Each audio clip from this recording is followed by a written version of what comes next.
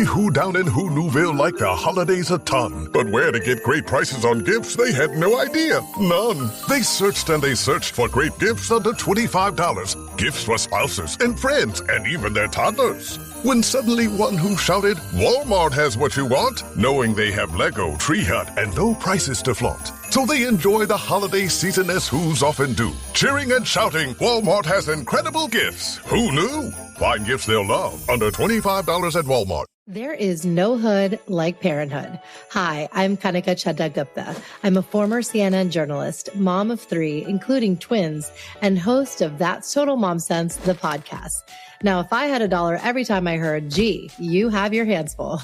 On my show, I interview change makers on their life lessons, legacy, and superpower of intuition, which I call our Mom Sense and Dad Sense. I've had the privilege of working with Mom 2.0, March of Dimes, and the White House, and I've had some pretty amazing parents on my show. Hey, what's up? I'm Kelly Rowland. Hi, this is Chelsea Clinton. It's me, Bobby Brown. Can't wait to share my story. That's Total Mom Sense is a production of the Evergreen Podcast Network.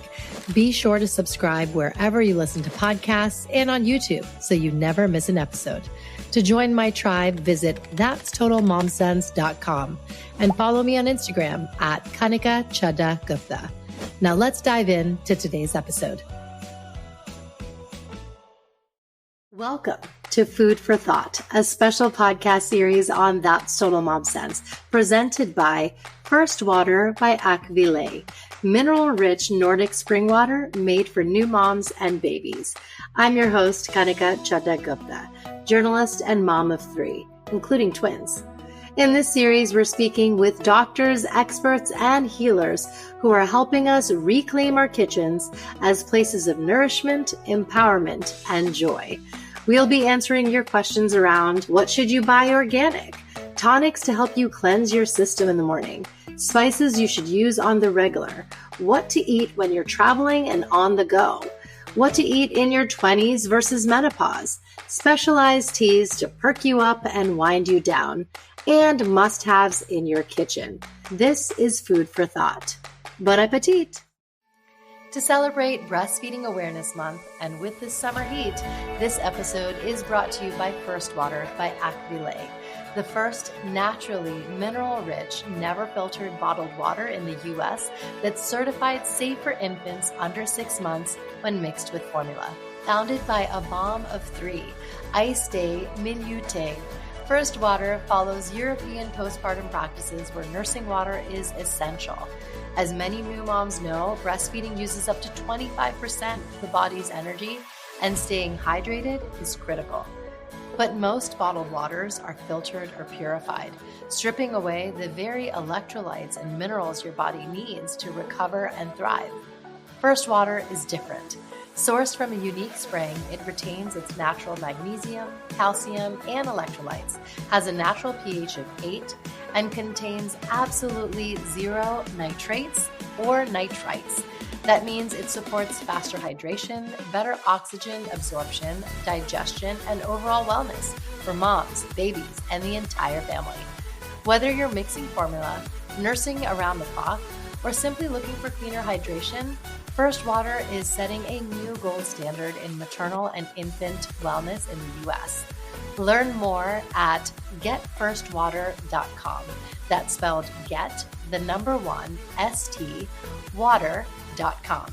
Because your baby's first water should be the best. Hi, everyone. It's Kanika Chadda Gupta, founder and host of That's Total Mom Sense podcast. As you all know, I began my career as a journalist, and I love live tapings. And so today we're here at the idyllic space OASES in New York City, and I'm joined by 2 phenomenal women. Sonam Sangmo is the partner and creative director of OASES, and Radhika Batra Shah is the founder of Radhika's Fine Teas and Whatnots and is India's most prominent tea sommelier. Today, we're going to get into 2 things that I'm very, very passionate about. 1, conversations. 2, chai. We're going to do a little myth busting because we've noticed some cultural appropriation happening around a lot of things and traditions from the East. And you can see it in Prada's Kolhapuri chappals and everything being Ayurveda and chai tea, which is redundant. So now we're going to talk about the origins of a lot of these Southeast Asian traditions, be it chai and well-being and yoga, Ayurveda, meditation, because it's something that's so inherent to our roots and we're really, really proud of. So Sonam, I'll start with you. Tell us a little bit about you and how you grew up. Well, first of all, Kanika, thank you so much for putting this together. Well, my DNA is Tibetan. I was born and bred in India, so I lived in Dharamsala. This is in Himachal Pradesh, up in North India. However, my boarding school was situated in Mussoorie. So I went, I'd like to say I was shipped away at the tender age of 6. Oh my goodness. And I finished my boarding school in my 12th standard. And right after I moved to the United States. Yeah, so that was the journey. Oh, wow. At least. Yes. So what was interesting for me in India when my upbringing and my childhood happened for me there, it was spiritually, I come from a Buddhist, family. However, my school was a British Christian boarding school. However, you had a lot of students from all over, not just Asia, but in India too. So it was in boarding school I got to, I would very much or very modestly like to say, I got to learn different religions there too. Yes. And I learned how to respect different cultures as well. So just think about growing up with your brothers and sisters for 12 long years, and they come from all different caste and creed. And so that was pretty much my upbringing. So New York just feels like home because that's how, I was brought up as well. But so everything's been good so far. That's been my childhood. That's wonderful. And New York City is the ultimate melting pot and cultural hub. And I'm glad that you've created an oasis for New Yorkers. It's so great. And I know you and I have connected on living in India. And it's something that you can't take, for me, it's Bombay. You can't take the Bombay out of the girl at all. I love that. And speaking of Bombay, Radhika is from there, and she's come especially to New York City to hold many different demonstrations and classes so we can learn more about where chai truly comes from and respect its origins. Tell us about your upbringing. Okay. So thank you, Kanika and Sonam, for this lovely moment in our life, because my family is witnessing this as well, and some very good friends from the industry. So my journey began in Bombay, born and brought up there. And I had a very diverse experience growing up. And I think that was a mirror of the tea ceremonies that were going to be the future of storytelling, rooted in tradition and culture, of being in Bombay, but still grounded. So my father was a captain in the Merchant Navy, the Indian company, and he went to all the exotic locations. I'm a 90s kid. There was no internet. So I think I was in a portal between East and West, where Dad came back with amazing rare teas, teaware to brew them. And on the other hand was my mom from the north of India, which was known for its culinary skills, where the biryanis of the world came from. And she had this unique ada. In English, means the translation of ada means the way of speaking with respect, slowly, and, every moment is internalized.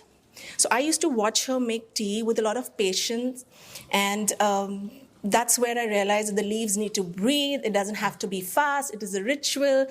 And I think all of that layered with my granddad, who was a partition kid, who every night had storytelling about how he came from a place where he had it all and then it was taken away. So I think I am grounded in a very brisk cup of tea because I have this whole family who faced so much and stood out. And I think that has been my journey, where I, to date, try to, take it all from what I learned from my people at home. Wow. Yeah, and that's also something that I can relate to. I think that when we are kind of uprooted from our homes, you really crave to make your new surroundings home. You know, and we've all had that. You being from Tibet too. It's just, it's something so special that we share. Now, tell us about the inspiration behind Oasis, because it's a sight to see. I'm excited for those who are tuning in to this podcast. When you come to New York, you have to make a stop here. What kind of inspired you to design it the way you have, so intentionally, so mindfully? So it's been a while. I would say it first came to me in 2023, and the main investor, initially he came to me with a task, and he goes, well, the city needs an oasis. And then we brainstormed a little. I would say the first idea was just about, how about let's create a cute little cafe that feels like an oasis. And then obviously I took it, and also my background is in fashion. I have been trained as an artist and as a fashion designer to always design a collection. So it's not just a cafe. So then what does one do, right? You do your research first. Then I traveled to Japan to understand matcha and the culture behind matcha and why matcha is now so big in the West. And in doing so, I was also introduced to sake. And in Korea, I met with this wonderful Buddhist philosopher, chef nun, Sunim. And she cooks with a lot of good intention. And then in Paris, I wanted to try and understand the cafe scene. So no matter where you were traveling, whether it was Italy or even Nepal or India, I'd gone to India too, you just, you always go back to your true roots. And it's almost like you seek out trying to look for the truth or some inspiration, whereas it's all in you. And I had to take that journey to find that everything that I was searching for, it's something that I've always had. So I created a mood board. We set up amazing products. And because it was backed with a lot of research, I felt very confident. And it just so happened that I feel like now we're being labeled as a wellness place, but I don't see it as a wellness. I just see it as a state of well-being where you have good ingredients, good products. It's made with good intention, because I believe in karma, and you serve it with good intention as well. And most importantly, when I was a young girl, it's been many ages now, but on the foothills of the Himalayan mountains, when I was in 10th grade, I was I knew what my purpose in life was, and it was to use myself up in a way where it can help benefit society. And how does one do that? You create good products, and then you do it with good intention, and you do it mindfully, which is where my spirituality kicks in. Because everywhere, my team members too, we all exercise one thing, which is anytime we receive any grains in the back of the house, or even if it's any of our products, we cook with good intention, we serve it with good intention. We always try to tell ourselves we're serving friends and family here. And any product, whether you drink it, eat it, you apply it on your face, I feel like it should nourish either your body or your soul or whatever you want to call it. It'll be really good for the environment, the community, the neighborhood, and society in general. So that's always been my purpose. But going back to Oasis, yes, a place where just like an oasis, you have human beings. I like to call them human beings because sometimes we forget that we're human beings. Where we have people that would stop by to nourish themselves, if it's just over water, coffee, food, or we also have an event space. So it's a nice collection, when you think about it as well. Absolutely. I love how you treat all of your guests. It's just an adage we all live by. I'm forgetting the exact quote, but Mehman Bhagwan Jaise hote hain. Yes. It's like you're serving God anytime anyone walks into your home. And you're doing exactly that. Can you tell us a little bit about the architecture? Because, we'll show some B-roll of this, but there's the lotus flower and the meaning behind that, the shivling, the arches. Yes. So even with the design too, I didn't intend to create a lot of arches. I think once again, when you're honest, out of honesty and creativity, well, I feel like if you're a creative person, you have to be honest. Yeah. When I take a look at the space, I don't personally like sharp edges, and I feel like the city is very sharp and rigid. So I like it when it's seamless and ideas can just bounce off of each other.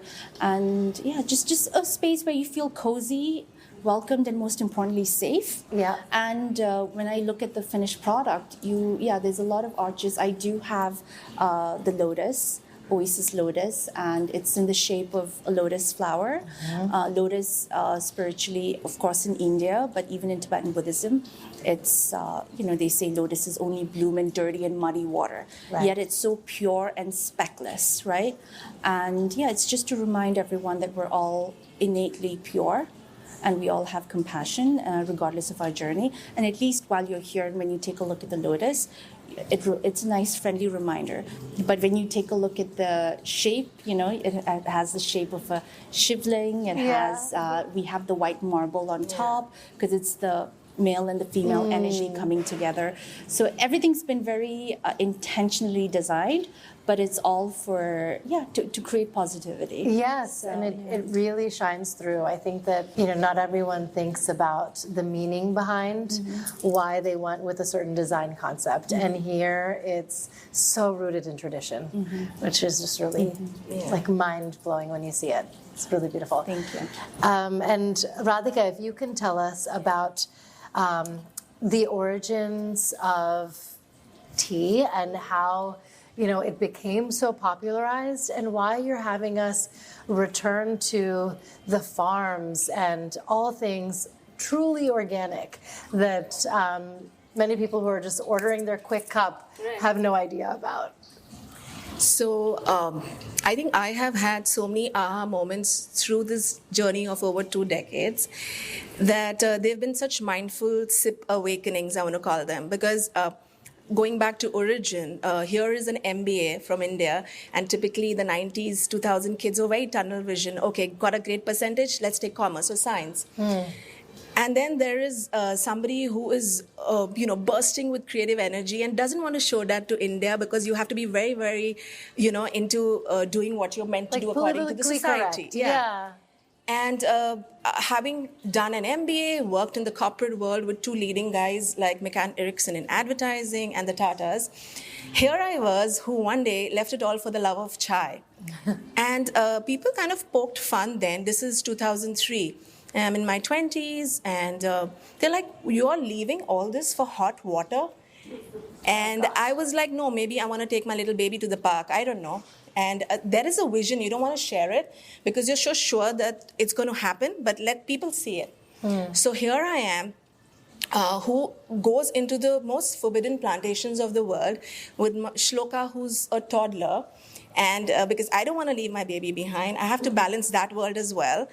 With being a new mom, you want to do justice to both. You would know how it is. Yes, you have 3. Completely. So we go into the gardens of Sri Lanka, China, India. We don't speak the same language, but we have a common intention and purpose and the passion for the leaf. Yeah. You see, and like she rightfully says, if you have those energies and intentions, it always falls in place. And it's magical. You don't know, but maybe you were making a lotus, but 3 other elements came into place. Yeah. So that's how it went for me. I come back into Bombay, and now how do we get this place? And suddenly, I have this beautiful place in Tony, Bombay, which is just like New York. It's crowded, and you want to be in a place where you're giving calm and serenity about the purpose of the leaf. So I have my store in place. I have teas from around the world. Now, how do I tell this story to Bombay in 2006 with India's first organic chai boutique where people only want to drink tea, chai? Yeah. And here I have China, Sri Lanka, India, and not one tea, but leaves Many from... varieties. So imagine white, green, oolong, black. Then add to them all the kinds of blends. So then suddenly I realized that India doesn't have its tea ceremony. China has their ceremony, Japan has their ceremony. What about India? And that's where the whole philosophy of Radhika's Fine Teas was established. Again, it just happened that I am going to tell my story about the Indian way of tea, the art of tea, in my way, which has to be interactive, because Indians love to talk.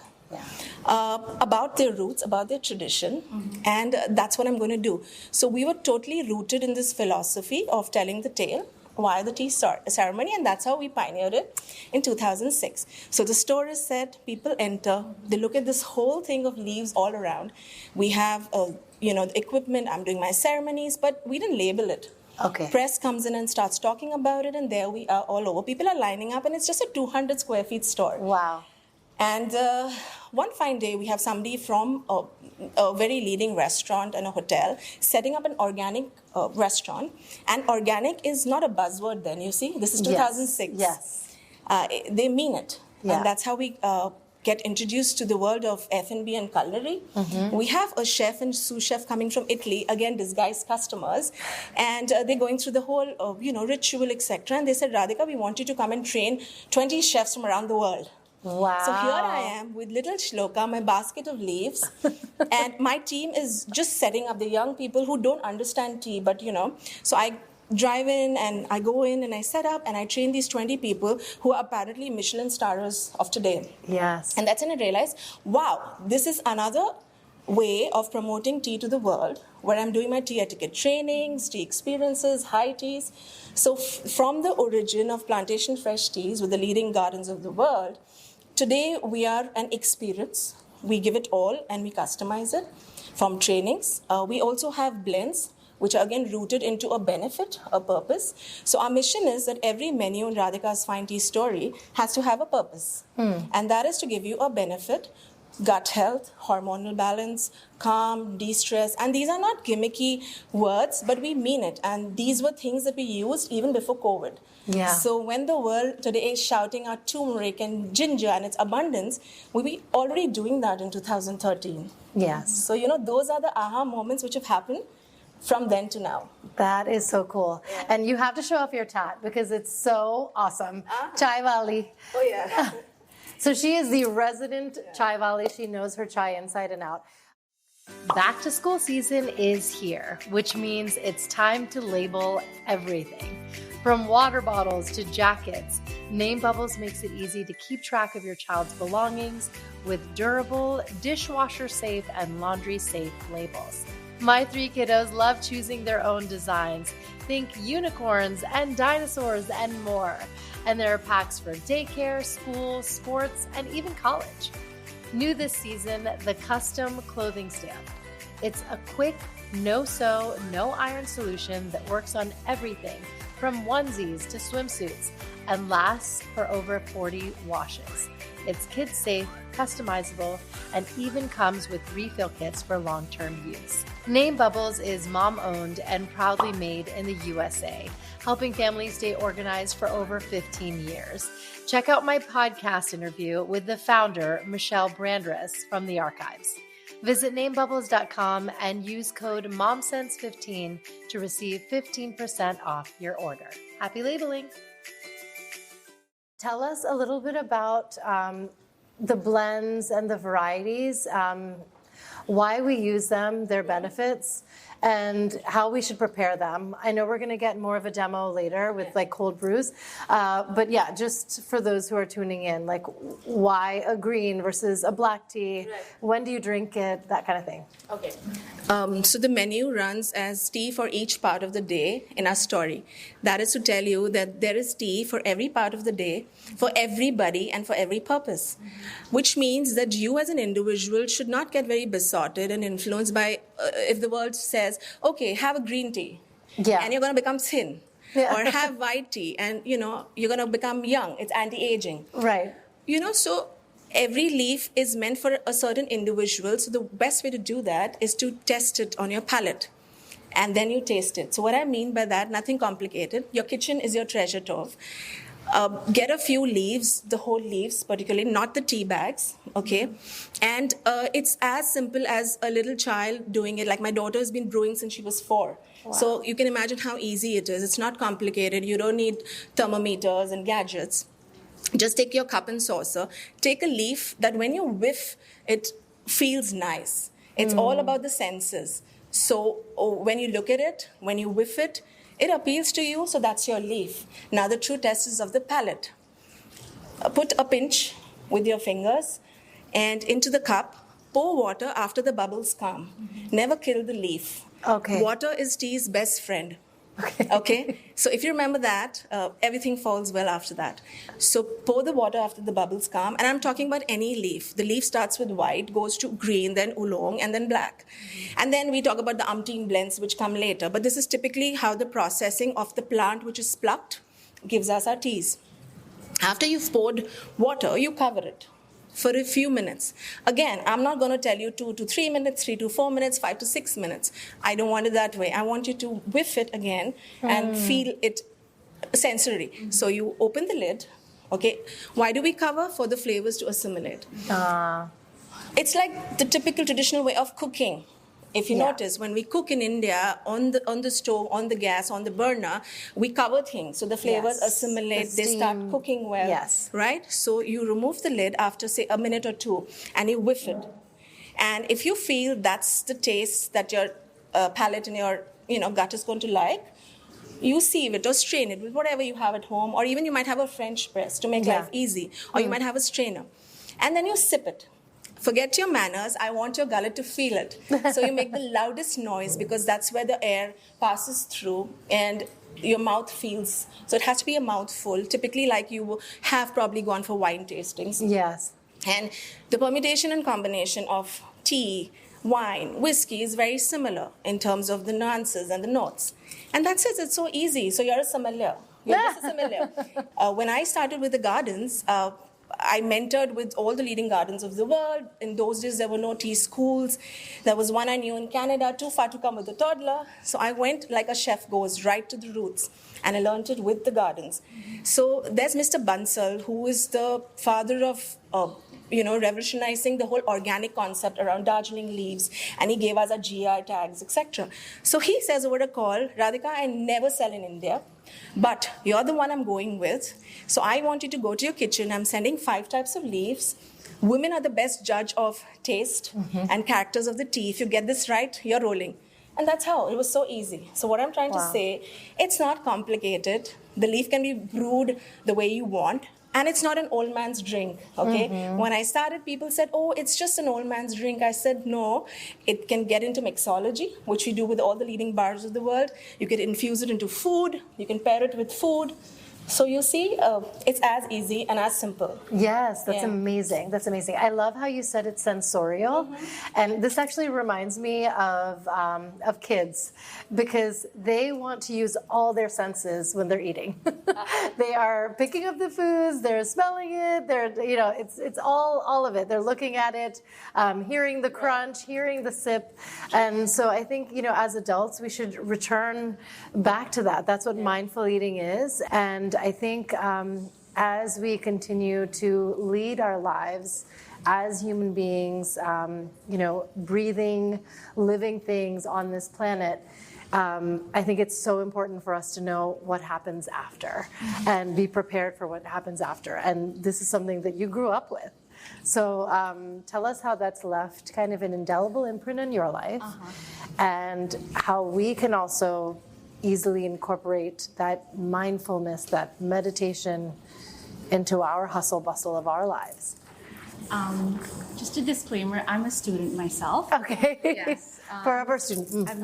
I'm forever a student. I've been very blessed to be born in the family that I come from in this life. I wasn't very spiritual growing up. But it wasn't until I moved to the United States.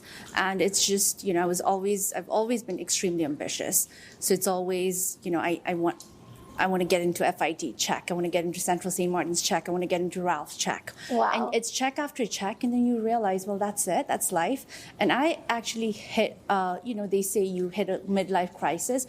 I hit it in my early 20s. And then I just realized, well, I looked at some of the people that, I would say in a capitalist country would regard as a hero. And I just remember thinking, that's not what I set out for. Right. But just happy. Yeah. But remember, I'm also someone from the mountains, right? So I've never.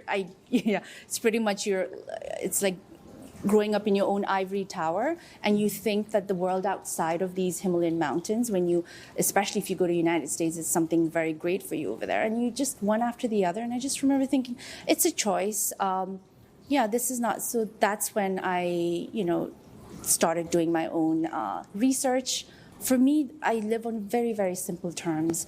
The only constant thing is change. So, so it's impermanence. That's the only constant thing. Yeah. And I believe in karma. So it's genuinely very painful for me. I never imagined that I would even end up running a cafe or a restaurant. But and I used to be a vegetarian before. So the fact that we serve chicken, we serve seafood and what have you. And I don't make the call. So it really does eat away in my conscience. However, you can't really justify that, but what I tell myself is, well, I hope this is for a better purpose. So that's why I tell all of my chefs, when you receive not just fish or meat, even grains, be grateful for that, because farmers have worked really hard for it. And when you're cooking it, I don't want any yelling in my kitchen, because I don't know how other kitchens are, but at least in Oasis kitchen, there's no yelling. Everyone needs to be treated with kindness. And then when you serve, you genuinely have to like the person you're serving. Yes. And that's why a lot of our customers too, now they're pretty much like family. We have a lot of them that are pretty much like family. But it goes back to, you do need to respect. Once you start thinking that, or at least training your mind into thinking that the others are also human beings, then you'll have more respect. We normally tend to treat our inner circle with a lot of respect and love, right? So it's nice when you can kind of slowly try and extend that. And we try to pretty much exercise that at Oasis here. And I think spirituality for me is, just trying to have a little compassion. Yes. Yeah. And once you're here, you just have to sense it. And it's when you're breathing, how you talk, the respect that you have for one another. Yeah, sometimes, you don't have to... how do I say, define it with very elaborate words. Sometimes you just got to come in, and when people say, I feel at peace here, it's because when everything is aligned, that's when you feel it. Yes, absolutely. I wanted to share how just yesterday I took my 3 little ones to a play. It was Lion King, and a lot of high schoolers had put it on. And there was this really profound moment where, the young boy playing Mufasa was speaking to Simba, and Simba said, we actually, the fact that you want to take care of this pride and you care about all the animals here, but Dad, we eat the antelope.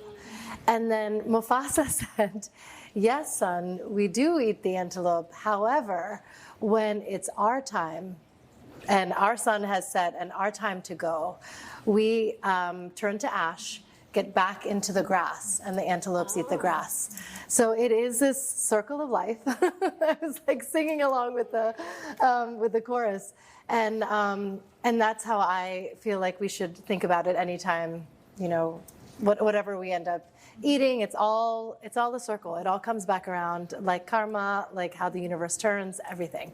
Do you have a meditation practice or mindfulness practice that you use? It could be journaling, it could be your time of silence, whatever. I actually do it every morning. The first thing, one of my Buddhist master teachers, I told you I have several. You're lucky to have so many.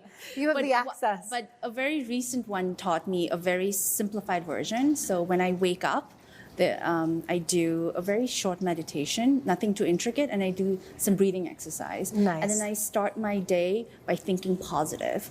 And then he's also told me over and over again, when you step out, just think about, okay, today I'm going to do something positive for others, not for yourself. Yes. But also when people think about being altruistic, they think, I hear some people go, but what about me? Of course, you have to take care of yourself, right? You have to take care of yourself first, and then only you can take care of others. But there's also so much of power in wanting good for others.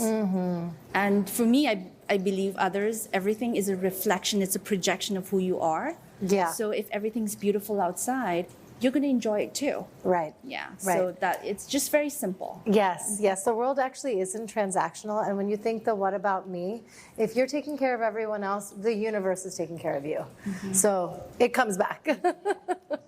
And Radhika, now tell us about some of the fun, I feel like, tea hacks that we should know, because growing up as a desi, I'm always making my chai every morning. I feel like I've learned one thing: I put a wooden spoon on top to not let it spill over. But the fact that we add a lot of milk to it, and I'm always spilling whenever I'm using that chutney. I always spill onto the counter. So is there something that you've learned? It's like tested that do it this way. There's an art to it. I'm so hypnotized right now with all the talks on karma and the way of life. Yes. Because that's where the ethos of tea is. Tea is a leaf or a plant which is born with the script of wellness and well-being, all intertwined. And if you give it that respect, like you say, it comes back to benefit your mind, body, and soul. And that's why I think we three connected the last time we met, because it's all these principles of life. And maybe one of you should explain karma to our audience, because not everybody understands it internationally. You do it. But let's end it with that maybe. Yeah. But coming back to tea hacks and tea tricks, very simple ones. Keeping in mind the ethos that the leaf has to benefit. The alchemy of tea is so beautiful. Imagine women waking up, and this is again this beautiful ritual you all spoke about. And I thought I was in a hurry to explain because we were short of time, but just carrying forward from that.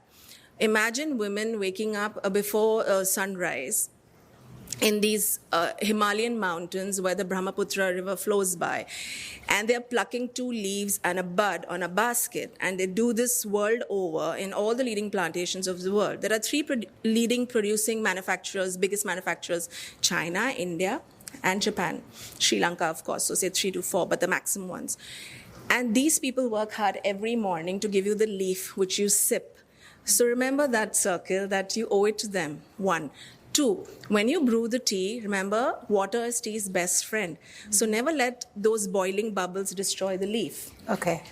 Okay, that is a whole leaf. But when you're making chai, that's a separate recipe by itself, and you can look it up, Radhika's Fine Tea's website. But to put it in a quick way, when you brew chai, typically in all the restaurants, the matcha wave is running, and US market is still very young to the chai wave. They're only serving, sadly, sweet, syrupy concentrates, which do injustice to the body, because like I was saying, the alchemy of tea is so beautiful. It has the highest amount of vitamin C, 1. 2, it's got minerals that help your dental care and fluoride. So in the morning, first thing when I wake up, I sip my tea and then I brush, because I want all that to hit my dental and my cavity, and the fluoride helps. And my dentist loves me for that. 3, it's so soothing on the gut if you brew it right. So Radhika's Fine Tea's branding always has it, just brew it right. Yeah. Because if you don't brew it right, you might buy the most expensive leaf and all those gimmicky teas, panda poop tea and whatever, or the matchas of the world. But if you're brewing it wrong, no benefit. No benefit. Because like I said, the alchemy is so beautiful. And it's poetic by itself. Then the other hack is that you don't overboil. So suppose I'm taking tea onto the gas, and I'm only talking about making chai right now. So you take a cup of water, put it onto the gas on simmer, add the chai leaf, which is basically coming from Assam. You should know the origin of your leaf, just to know where is it coming from. You put a spoon of the leaf measured for 1 person. Now, if it's morning and it's summer, put your favorite herbs. Yeah. Could be mint, could be lemongrass. If it's winter, put more of the spices like cinnamon and clove and cardamom, if the tea doesn't come as a blend. Right. What you're doing here is typically what our grandmoms told us, working for your body, working for all the antioxidant the leaf gives you. In India, we work on seasonal eating, seasonal produce. We would not eat cauliflower in summer. We would eat it in the winter, and that's how we've grown. So you see, tea also has those. It's the first flush or the first harvest coming into your system. So all of that. Okay, now, so your tea is being made. It's on simmer. You put your favorite herbs, and then, or the spices, and then you add milk last on simmer. just a dash. Okay. Not like a, that one on, what do you call that? Your cream milk, what do you call that? Half an hour? Half and half. Yeah. So a dash of that on simmer again, and keep stirring it gently. Okay. And enjoy that play with your favorite music, and like you said, the food with intention. Tea also made with intention. That's how mom made it. You're breathing. The leaves are breathing. After all that is done, 3 boils. One with the water, one with the tea and the herbs, and the third with the milk. Okay. Shut the gas and cover it. Chai is ready. Takes only 10 minutes. That's the biggest hack, is to cover it. I always leave it open. Oh my gosh. So you cover it because all those guys who are in that need to kind of come together. Steep. Yeah. And assimilate is the word. And then strain it. Okay. That's chai. That's amazing. That's by the way, another hack, you could use leaves of the day into your salads. Yes. We do amazing Burmese salad with the long leaves, green, the laushans and the longjans of the world. And we make these amazing salads with fish oil and the peanuts and the coconut. You could also infuse into your oolong tea into your casseroles, meats, cottage cheese. And the best trick for women and men is that you could infuse the muslin bowls, little balls, put it in the freezer, or take the ice cubes out of the used infusion of the day and just rub it on your face. So you don't need to use any of the anti-aging creams, Yes, So instant pick-me-up. Yeah. That's great. Yeah. Okay, we'll come back to your question about karma. You kick it off. What does karma mean to you? It's as simple as, living your daily life with true intentions and not messing up. If you're an honest person going your path and you don't mean ill for anybody, I feel life is well lived. Because I think I have come to midlife and I've seen it all, and I've seen a lot of challenges, and I've seen that I think for me, karma is instant. I don't believe in coming back and, as a lot of people say, you'll be born like this way. Yeah. I'm a convent kid. So I believe that if you do good now, you get good. If you don't, well, there are some challenges and you face it. So that is karma for me. Yeah. Yes. Yeah, I believe that as well. And I do think that, you can change your destiny. I feel like sometimes, my kids ask, why do bad things happen to good people? And then that's where I give karma as my unequivocal answer. But then you can do better with the cards that you're dealt, and make sure that you leave a ripple effect to those around you. So that's something that actively we can do in this lifetime, which I really believe. Okay, I want to open it up to the crowd, our lovely audience who's joining us today. Does anyone have any questions for our guests? We can pass the mic. Shloka? What's your favorite tea? Tea. I like the one that we carry at OASES, our green tea at OASES, because we haven't tasted Radhika's yet. So, yeah. Nice. And you, Radhika? So I'm very partial to chai, as you know, and my ritual to wake up is to get a clean cup of good chai infused with a little jaggery. And for the rest of the day, for hormone balance, I drink my white tea from Darjeeling. Nice. So that keeps me sane, and it just manages the rhythm of the nerves. Yes. Yes. I love my chai. I feel like that's, more than coffee, that's my fuel. But I like changing it up, like you said, whether it's ginger or saunf, fennel seeds, or rose petals. That way the notes come differently, and I get to enjoy a different cup every season. Yeah. So that's fun. Any other questions? I think OASES is a great space, the way you described it about spirituality and your personal passion. I think when an entrepreneur and a founder brings his personal or her personal focus into something she actually believes in, I think then there's no stopping the success for that. So I think what you're doing at OASES is a brilliant culmination of spiritualism, of great products, of quality service. I see only friendly faces when we come and visit your cafe. So I think it's a great combination, and this conversation about tea and spirituality, I think is a great way to kind of share with the wider folks about how a kind of bonding of good things can really build a lot of value for people. So I think that's a comment that I wanted to share. Thank you very much. I'd also like to add that it was early this month, we started offering meditation classes for the Chelsea community, but it's open to everyone. And this is for free. It's something I feel like at OASES is the least I can offer to the community. And yeah, so we'll get seasoned practitioners, people that have spent 30 plus years just in meditation and trying to understand the mind. I'm going to have them come in. The guru that I had come in, I literally had to tell him, he's a Rinpoche. I told him, Rinpoche, please think about kindergarten level. I said nothing about, because I believe he's in his late 60s or 70s right now, but he became a nun at the age of 10, so it's been many years. And I told him, please go very gentle and easy on us, just simple breathing exercise. Everyone who was here, they were simply blown away. Just even before he started giving any teachings, just by his mere presence. But it goes back to, he's been practicing being positive for such a long time that right now wherever he goes, whichever, he and we had 2 other monks, you just ooze out positivity. And people don't understand that until you are in a room when someone's like that. And it comes from, some just being very humble too. And I personally feel like you don't have to be a spiritual person to have that. I feel like teachers can have that. Mothers, I feel like mothers do have a tendency to have that. But teachers, social workers, So there are lots of wonderful people out there. So but this is something small that we're starting.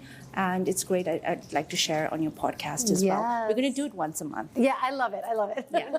We'll be back. I think there's so much to talk about and authenticity to bring. I wanted to put Gail on the spot because you have a publication on tea. Tell the audience about your work. Yes. I've been publishing in the tea space and only about tea for 22 years. 22 years. So Incredible. Everything each of you has said here today touches me so deeply because exactly the whole tea thing. Yeah. It just fills your soul, connects you with others in such a special way, and takes care of yourself too. Yes. You're taking care of yourself at the same time as you're taking care of someone else. Right. And you said something before, when you're so busy taking care of other people, it will come around, the universe is taking care of you. And I feel like tea does that for people. And I don't know, it's just been my whole life spent, not my whole life, a long time in tea. And so I feel what you're saying, and it really is special for everything that each of you is doing. Yes, thank you. It's really the ultimate elixir. Okay, now tell our audience who's tuning in for the show where they can find you and support you. So it's a specialty tea company that I run. I started as the country's youngest sommelier, and then humbly the most celebrated, and so on and so forth. In 2013, it became Radhika's Fine Teas and Whatnots. The Whatnots is an extension of Teaware and Tea Experiences. And you can find us all over the social media. It's at the rate Radhika's Fine Teas. We are headquartered in Bombay, India, but we cater to the whole world. And we proudly have, standalone tea bars in the UAE as well, with leading hotels of the world. So you're going to find me all over the place. Just reach out online. I'm always there. I'm a call away. Even if you don't need the leaf, but you need to understand the art of tea, I enjoy educating. And never call it chai tea. It's saying TT twice. So never do that. It hurts. So but USA has been lovely because somehow people have found me everywhere. We had a guard at Chelsea Market telling me, hey, you're the famous chai wali. So this tattoo means what I do. Chai wali, like chai walas in India are the guys who in these little carts brew tea all day and serve the community and country at very reasonable prices. And our Prime Minister, Mr. Modi, also started like that. Yes. So friends and family coined me as chai wali. The ministry did. And one fine day, my daughter, who's a budding film student, was going for her tattoo. And she said, Mom, that's you. You need to get it. So, so if you don't find me, you just need to look at what this tattoo is unique. You're the ultimate chai wali. Yeah. The one and only. I love it. And Sonam. Yeah, so OASES, spelled with an E. We're at the corner of 14th Street and 6th Avenue. We're always here, so please stop by when you can. Yeah. And OASES is in Chelsea, and it's in the heart of the city. That's excellent. And now we're in for a very special treat. We're going to hear from Radhika and the cold brews that she has that are ideal for summer. And we're going to take more visuals of this space and take it in.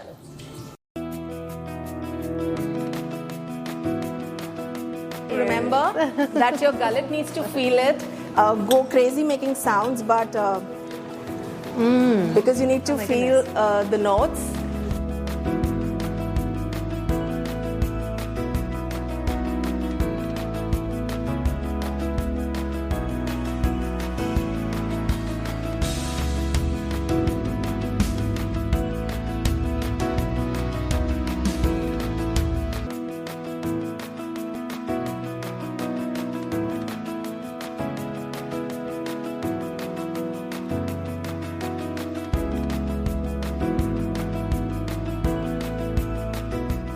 You could still go stronger, and it's going to be a beautiful brew, and you'll feel it more in a warm note. Yeah. Yeah. That's so great.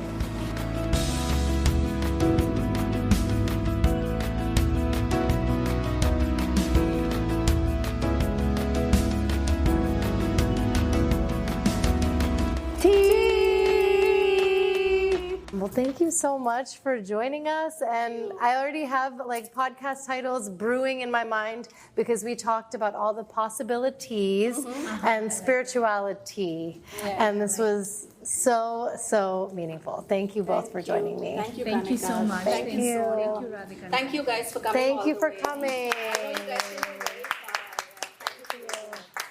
Thanks for listening to this episode of That's Total Mom Sense. You can listen to the audio version wherever you get your podcasts. Just search for That's Total Mom Sense. You can learn more about my guests by logging on to www.thatstotalmomsense.com. Be sure to follow me on Instagram, where I'm most active on social media. My handle is @Kanika Chadda Gupta. And if you have ideas for show topics or guests you can't wait to have on the show, write to me at thatstotalmomsense@gmail.com. And lastly, please rate, review, and subscribe to That's Total Mom Sense if you haven't already. Thanks for being in my tribe.